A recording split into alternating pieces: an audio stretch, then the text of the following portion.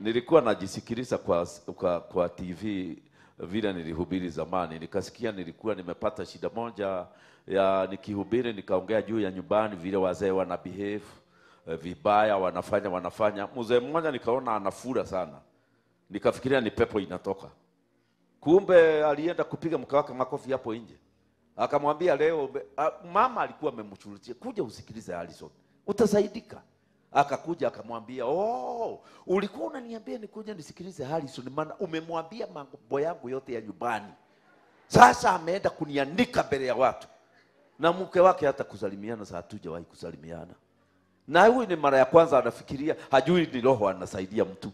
Akaona kama ni mimi ninasema, please mkitaka kanisa hii iwe mzuri na wewe uwe mzuri, ukirekebishwa rekebika.